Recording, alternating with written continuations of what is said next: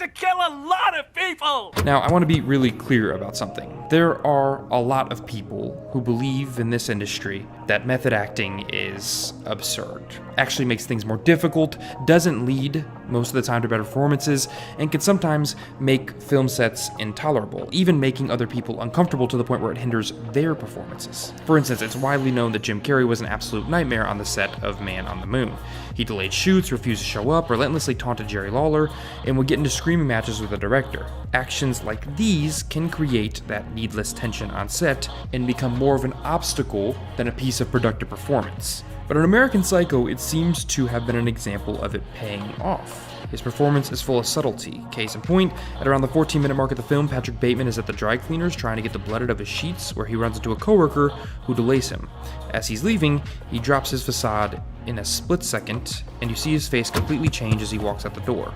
These moments show an acute understanding of his character, but more importantly, an organic understanding of how his character would react.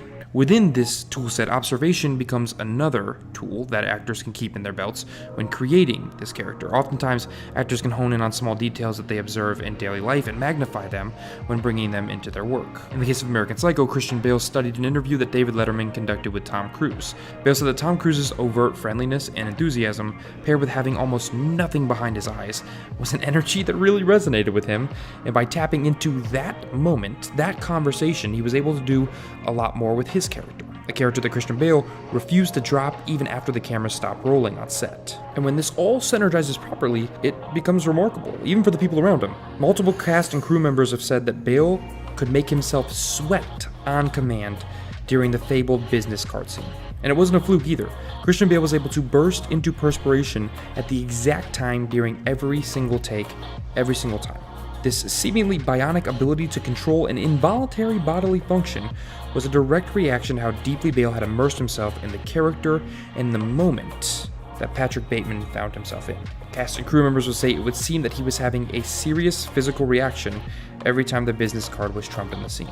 And none of this works without smart, actorial decision-making skills. That's all acting is, right? Second-to-second decision-making, creating a character on the fly, like in the impromptu dancing, during the scene in which Bateman murders Paul Allen to Huey Lewis in the news, all of that being completely improvised on the spot by Christian Bale. And ironically, one of the most iconic scenes in the entire film.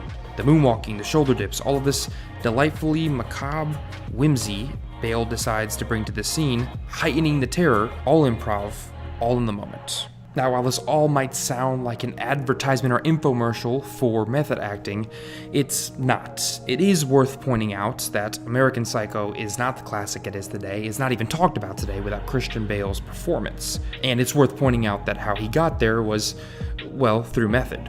But that's not really the point.